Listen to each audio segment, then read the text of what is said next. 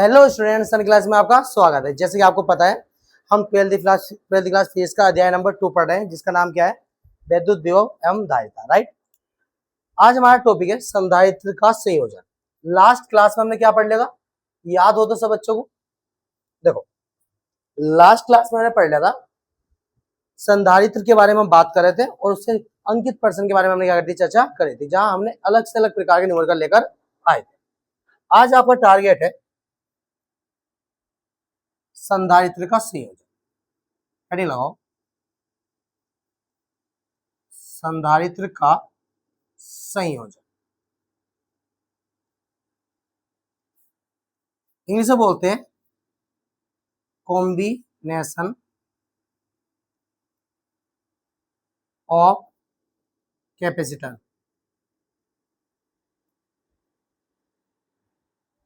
चलो,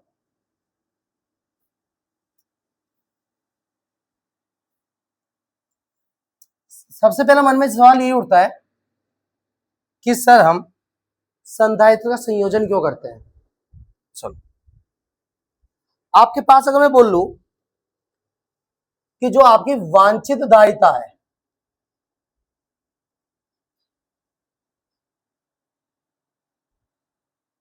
मतलब जो आपकी इच्छा है, आपको 10 माइक्रोफेरेड का एक संधारित्र चाहिए।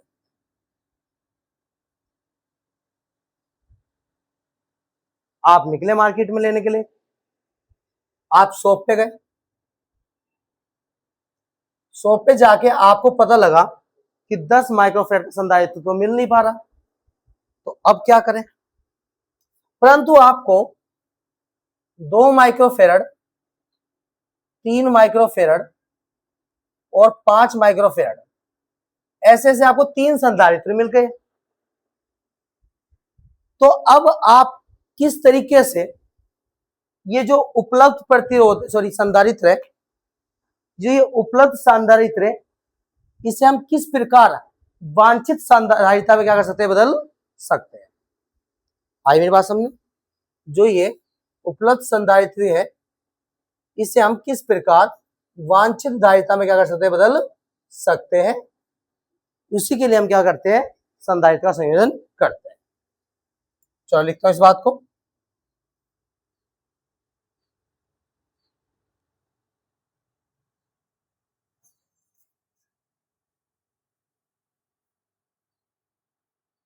से वांछित संधारित्र या वांछित धारिता करो,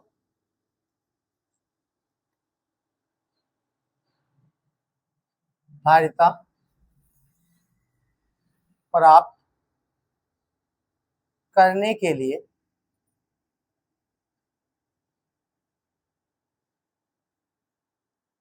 संधारित्र का संयोजन किया जाता है।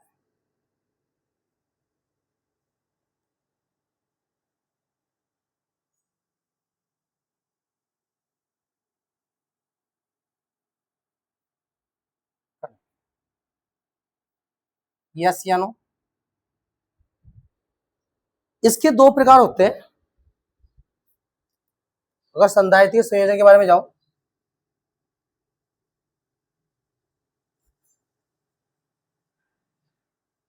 संयोजन, इसे हम 2 तरीके से करते हैं।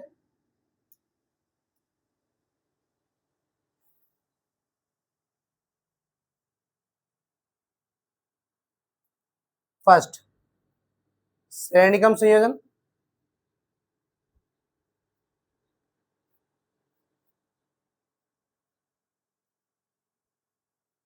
और दूसरा होता है इसका समांतर क्रम संयोजन।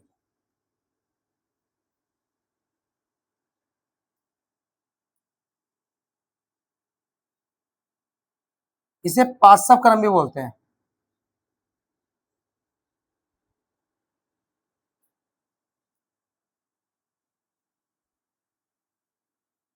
यस या नो? ठीक है, तो पहले हम पढ़े संधारित्र का श्रेणीक्रम संयोजन। चलो, चलिए आप पढ़ने जा रहे हो संधारित्र का श्रेणी क्रम संयोजन।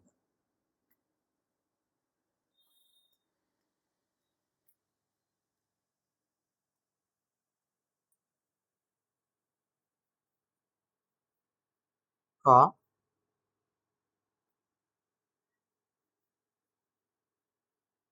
श्रेणी क्रम संयोजन। चलो इस पर थोड़ा दिमाग लगाओ। आपने 10th क्लास में इतना तो पढ़ा होगा श्रेणी क्रम क्या होता है, सही है। श्रेणी क्रम क्या होता है, जैसे आपके पास ये है, अब इसका मान लो ये धनात्मक टर्मिनल है, कोई भी चालक मान लो ये धनात्मक टर्मिनल है और ये ऋणात्मक टर्मिनल है, राइट। अगर मैं इस ऋणात्मक टर्मिनल से अगला कोई धनात्मक टर्मिनल लाके जोड़ू, उसका ऋणात्मक टर्मिनल छोड़ दूं और फिर तीसरा वाला लेके उसके धनात्मक टर्मिनल को उसके ऋणात्मक टर्मिनल से जोड़ दो द्वितीय वाले के, तो जब आप इस टाइप से जोड़ते चले जाओगे तो वो क्रम कौन सा कहलाएगा, श्रेणी क्रम संयोजन। तो इसी प्रकार से आपके पास 3 संधारित्र बना लेते हैं। 3 संधारित्र आपके पास,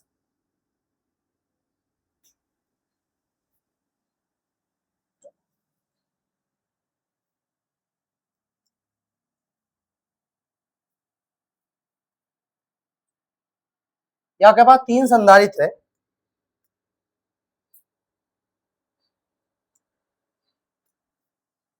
जो एक दूसरे से श्रेणी क्रम में जुड़े हो, राइट। ये जो वाला जो संधारित्र है तीसरा वाला, इसे किससे जोड़ते हो, पृथ्वी से, और इसे किससे जोड़ते हो, प्रेरण से, सही है। आपके पास 3 संधारित्र जो श्रेणी क्रम में जुड़े हैं, यस या नो, जिनकी धारिताएं मान लो, इसकी धारिता मान लो C1, इसकी धारिता मान लो C2, इसकी धारिता मान लो C3, राइट।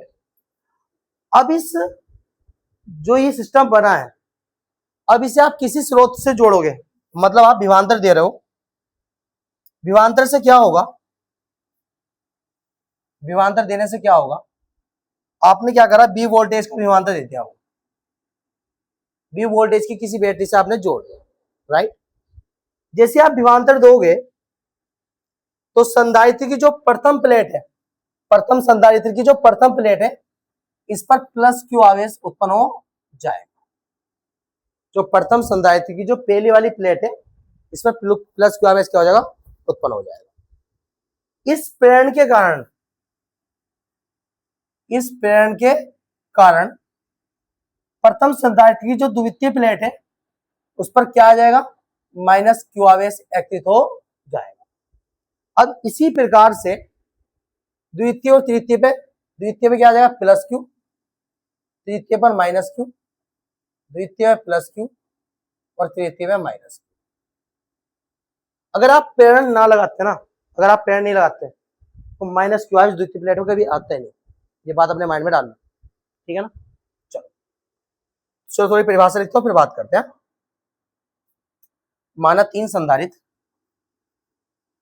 माना 3 संधारित्र जिनकी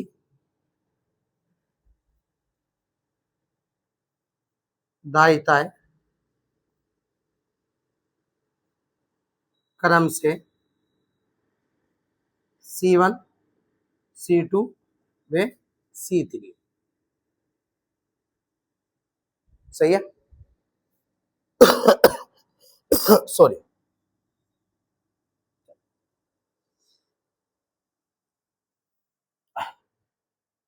इस निकाय को किसी विद्युत स्रोत,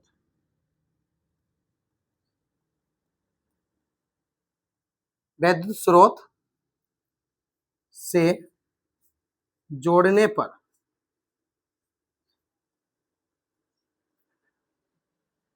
प्रथम संधारित्र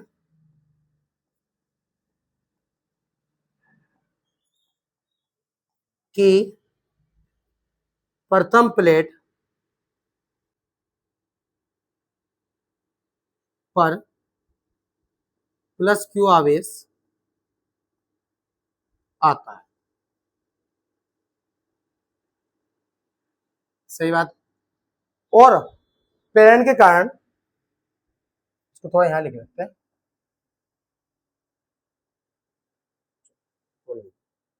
और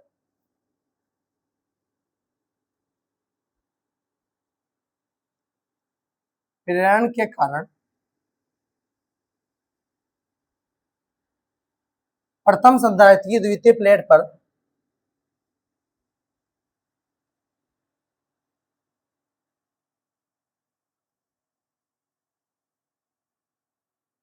द्वितीय प्लेट पर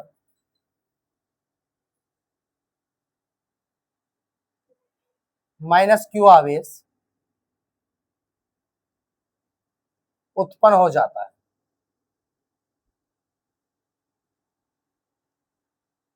उत्पन्न हो जाता है। इसी प्रकार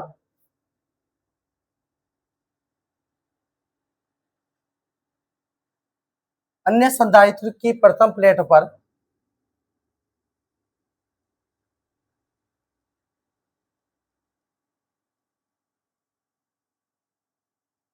अन्य संधारित्र की प्रथम प्लेट पर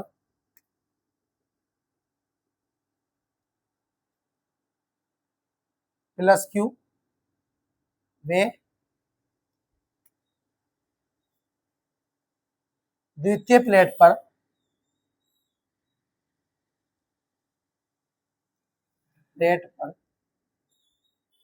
माइनस क्यू आवेश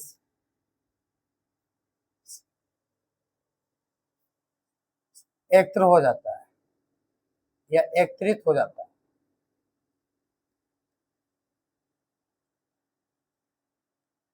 चलो, यहां तक बिल्कुल क्लियर। अब आगे समझो। अब मेरी बात सुनो, जैसे आप इसको 20 वोल्ट की बैटरी से दोगे तो आवेश क्यू जाएगा। अब मुझे बताओ कि यहाँ क्यू बदलेगा या बी बदलेगा, मतलब विभवांतर बदलेगा या क्यू बदलेगा, क्या चीज यहाँ बदल सकती है, इस चीज के बारे में थोड़ा सोच के बताओ। चलो ठीक है ना, इसको इस चीज से समझो। आपके पास क्या एक रास्ता है,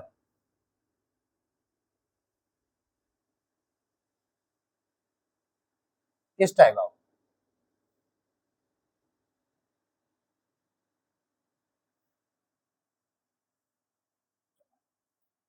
अब आपने यहां से 10 लीटर पानी डाला तो 10 लीटर तो वो यहां से जाएगा। और जब इस रास्ते में पहुंचेगा जहां एरिया बड़ा है तो वहां पानी कम हो जाएगा, पानी तो उतने का उतना ही रहेगा। यहाँ 10 लीटर है तो यहाँ भी 10 लीटर ही जाएगा, और यहाँ भी 10 लीटर ही जाएगा। फर्क किस चीज का आएगा, फर्क आएगा पानी का प्रवाह। यानी यहाँ रास्ता छोटा है तो यहाँ पानी का प्रवाह बहुत तेज होगा, स्पीड। यहाँ रास्ता बड़ा हो गया तो पानी का प्रवाह थोड़ा कम हो जाएगा, स्पीड थोड़ी कम हो जाएगी। यहाँ उससे भी कम हो जाएगी, यानी सबसे ज्यादा यहाँ होगी, उससे कम यहाँ होगी, उससे कम यहाँ होगी। उसी प्रकार से रास्ता सेम है तो आवेश भी क्या रहेगा, सेम रहेगा। आवेश भी क्या रहेगा, सेम रहेगा। यहाँ पॉइंट ए मान लो, यहाँ पॉइंट बी मान, राइट। क्यों नहीं बदलेगा, क्यों सेम रहेगा, ठीक है ना। क्या बदलेगा, विभवांतर बदल जाएगा। इसका विभवांतर V1, इसका विभवांतर V2, इसका विभवांतर V। तो एक बात नोट में लिख लेना, एक बात अपने माइंड में नोट में कर लो कि संधारित्र के श्रेणी क्रम संयोजन में आवेश समान रहता है और विभवांतर क्या होता है, बदलता है। ये बात अपने माइंड में डाल, राइट। तो मान लेते हैं कि तीनों संधारित्र का माना, तीनों संधारित्र का विभवांतर क्रम से V1, V2 वे V3। यस या नो? यहां तक की बात बिल्कुल बढ़िया। चलो अब प्रथम संधारित्र से निकाल लो। देखो अब तुम्हें पता है संधारित्र की धारिता से, संधारित्र की धारिता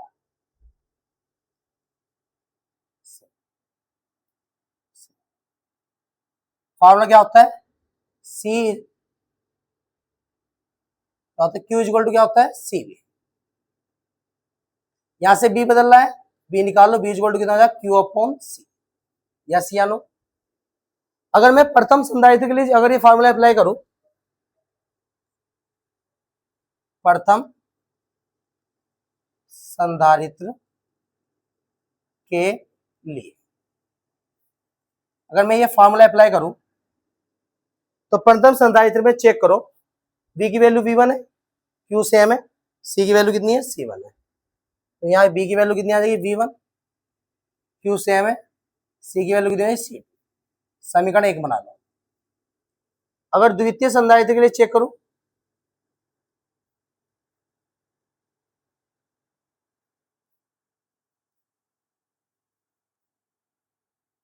तो द्वितीय संधारित्र में B की वैल्यू कितनी है? V3 sorry V2, Q same है और C की वैल्यू कितनी है? C। अगर मैं तृतीय संधारित्र के लिए चेक करूं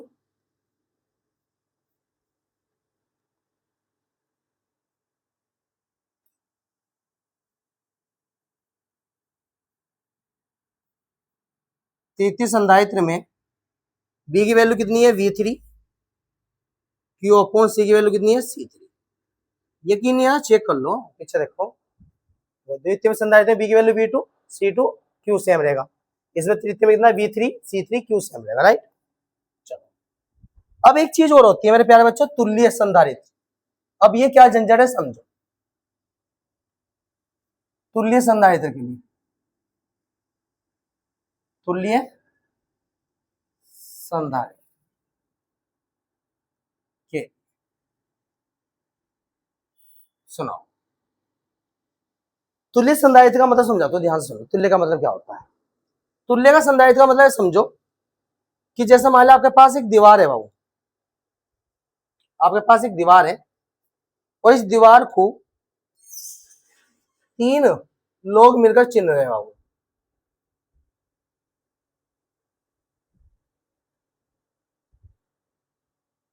इस दीवार को 3 लोग मिलकर चिन रहे हैं,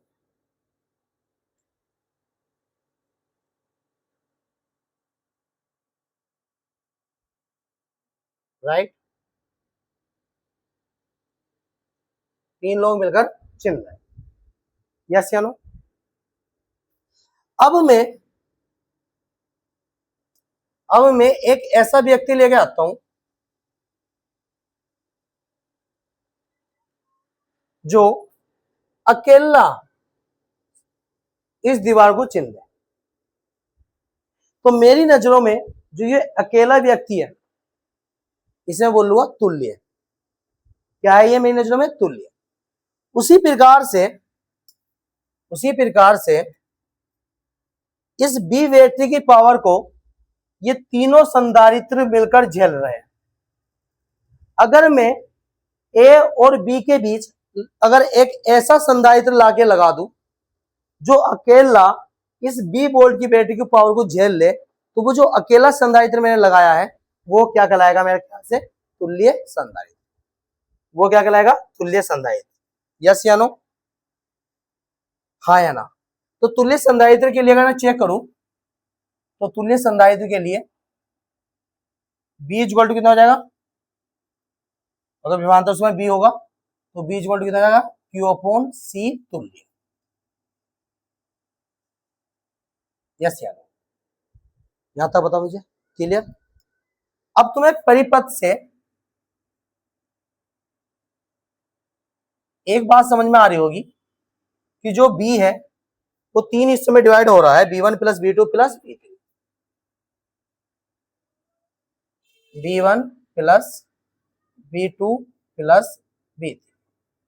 बी की वैल्यू कितना है? Q अपॉन सी तुल्य। B1, B1 की वैल्यू कितनी है Q1 अपॉन C1, यहाँ C1 कराओ, गलती से C2 हो गया, चलो C1 Q upon C, B2 कितनी है Q अपॉन C और B3 कितनी है Q अपॉन C, राइट। अब तुम्हें पता है प्रकार से Q क्या कर लो, कॉमन ले लो, Q अपॉन C तुल्य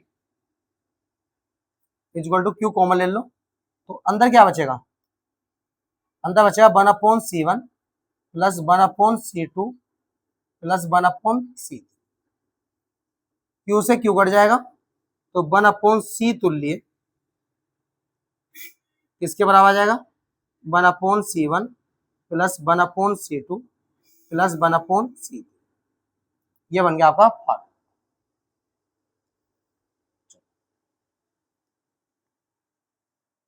अगर मेरे ख्याल से ऐसे हमने अनुसंधारित्र लगा दिए,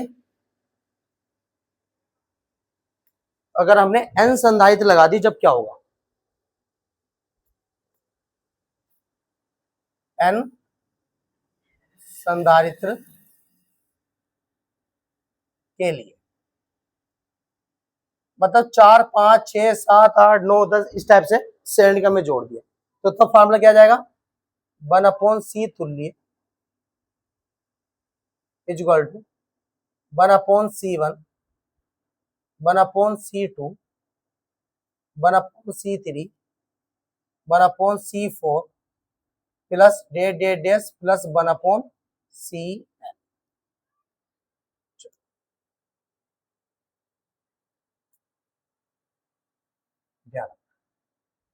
यस या नो।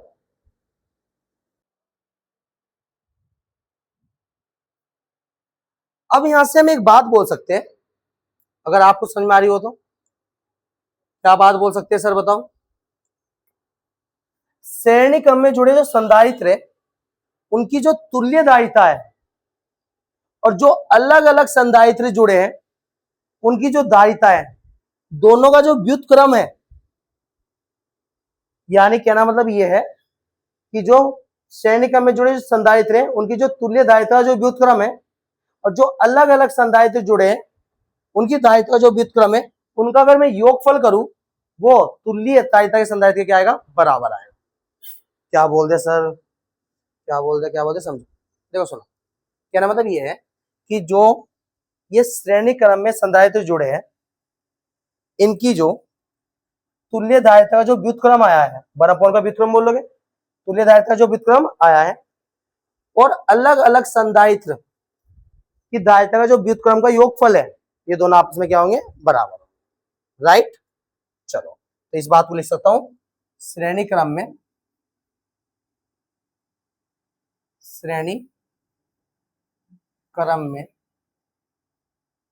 जुड़े संधारित्र की तुल्यदायिता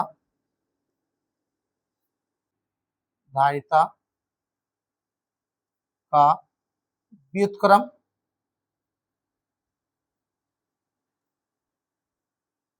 और अलग अलग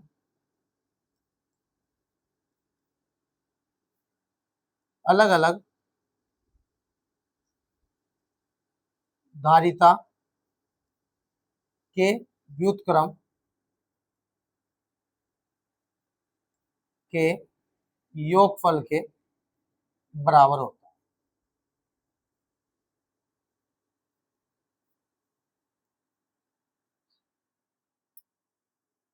बराबर,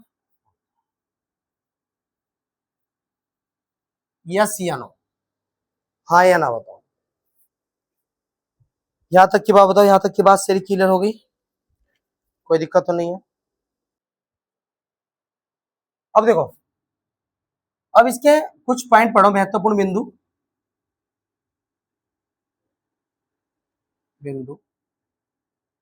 आप बोल सकते हो कि फर्स्ट पॉइंट कि सभी संधारित्र में आवेश क्या होता है, आवेश की जो मात्रा होती है वो समान होती है, तो हम पहला पॉइंट बोल सकते हैं कि सभी संधारित्र में सभी संधारित्र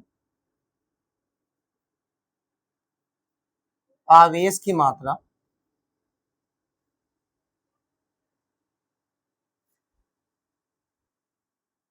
समान रहती है। दूसरा पॉइंट क्या हो सकता है, दिमाग लगाओ। इस संयोजन में जो संधारित्र का कुल विभवांतर है और अलग अलग संधारित्र के मध्य जो विभवांतर है उनका जो योगफल है दोनों आपस में बराबर आ सकता है। यस, तो दूसरी पॉइंट ये बोल सकते हैं हम, इस संयोजन का कुल विभवांतर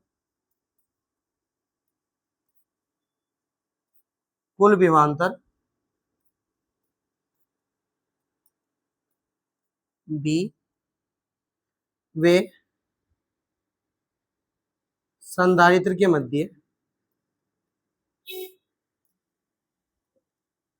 मध्य विभवांतर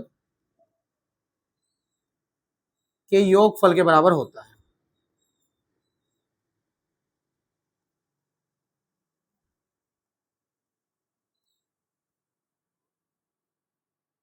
यानी अर्थात कहना मतलब जो है, जो बी है टोटल, ये B1 plus B2 plus B3। Yes या नो, ठीक है ना। तो अब आप पढ़ोगे समांतर क्रम संयोजन। चलो अब लगाओ हेडिंग समांतर क्रम संयोजन। चलो समांतर क्रम संयोजन। चलो समांतर क्रम क्या होता है?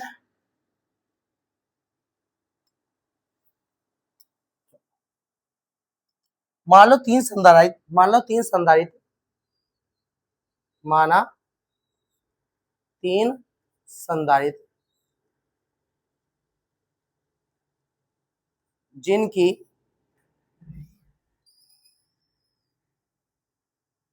धारिता क्रम से C1 C2 व C3 जो चित्रानुसार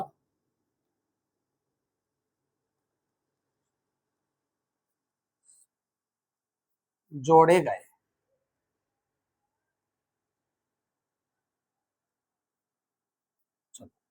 किस टाइप से जोड़ेंगे ध्यान सुनना।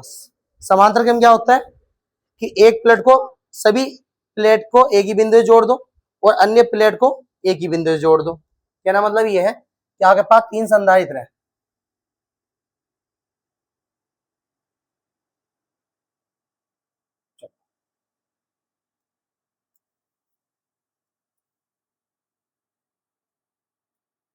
तीन संधारित्र हो,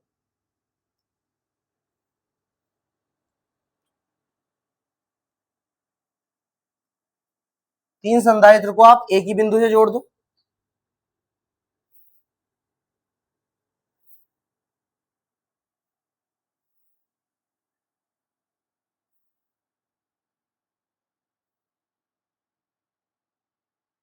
इसको आप किसे जोड़ दो, प्रेरण से, किसे जोड़ दो, अर्थ से।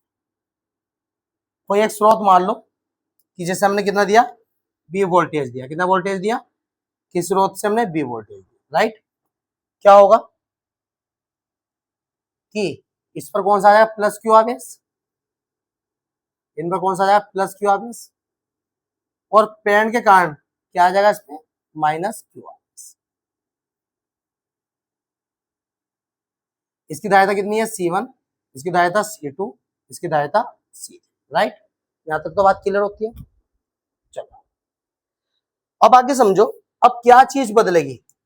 वहां तो विभव बदला था, यहां क्या बदलता हुआ दिखाई दे रहा है। आपको पता है जैसे यहां से आवेश क्यू जाएगा तो क्यू के तीन रास्ते हैं, एक ये एक ये, तो सिंपल सी बात है, यहाँ Q1 मान लो, यहाँ Q2 मान लो, यहाँ Q3 मान लो, कितना मान लो, Q3। तो सिंपल सी बात है, यहाँ आवेश की मात्रा क्या हो रही है, बदल रही है। तो जब आवेश की मात्रा बदल रही है तो सिंपल सी बात है विभव क्या होगा, समान होगा, तो तीनों में विभव क्या होगा, विभवांतर क्या होगा, समान होगा, तीनों में विभवांतर समान होगा, राइट। तो यहां से अगर मैं प्रथम संधारित्र के लिए चेक करूं,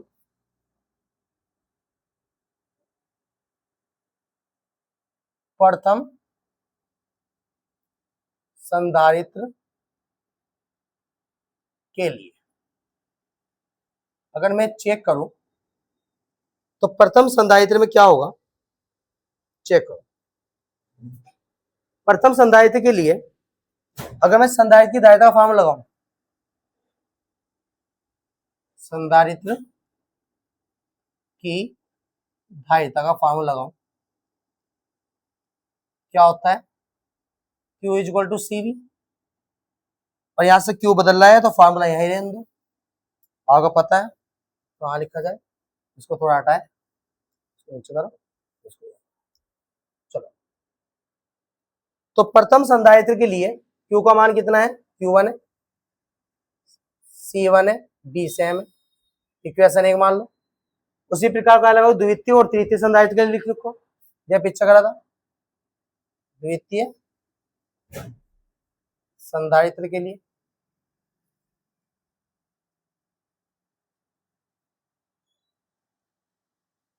यहां जाएगा Q2 C2V, इक्वेशन 2 बन जाएगी। अब लिखो तृतीय संधारित्र के लिए,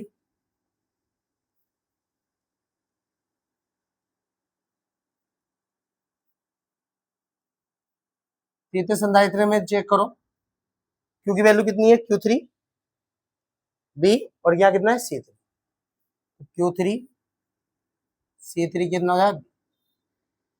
अब एक चीज और आएगी तुल्य संधारित्र के लिए, ये बात मैंने अच्छी तरीके से समझा दिया आपको, तुल्य संधारित्र। तो तुल्य संधारित्र में क्या होगा, यहां मान लो Q तुल्य इज इक्वल टू C तुल्य B, है ना। परिपथ से क्या चीज समझ में आ रही है सर, परिपथ से एक बात समझ में आ रही है, जो Q है वो 3 हिस्सों में डिवाइड हो रहा है, Q1 plus Q2 plus Q3, yes या नो, कितने हिस्सों में डिवाइड जा रहा है सर, 3 हिस्सों।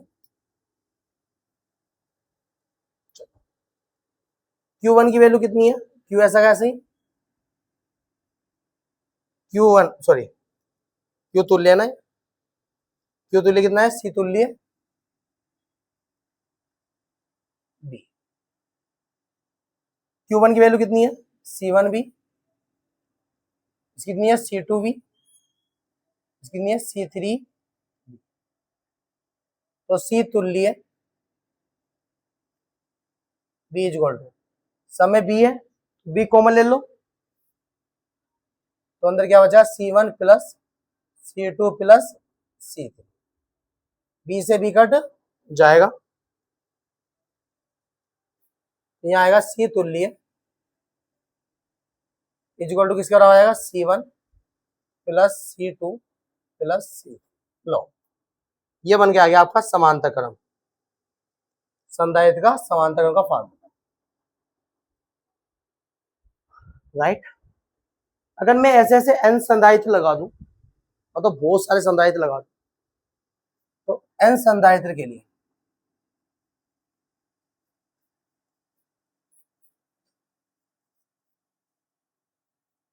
कौन सा फार्मूला बनेगा, C तुल्य is equal to C1 plus C2 plus C3 plus D dash plus C।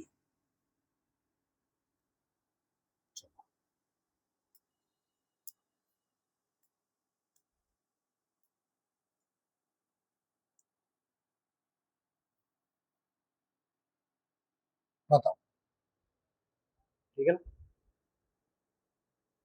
आज हमने क्या पढ़ लिया, दोनों पढ़ लिया, श्रेणी क्रम संयोजन पढ़ लिया और समांतर पढ़ लिया। नेक्स्ट वीडियो में इन दोनों पे टॉपिक में हम क्या लेके आएंगे, न्यूमेरिकल लेके आएंगे, जहां मिलते हैं आपको नेक्स्ट वीडियो में, ठीक है ना। तो मिलते हैं नेक्स्ट वीडियो में।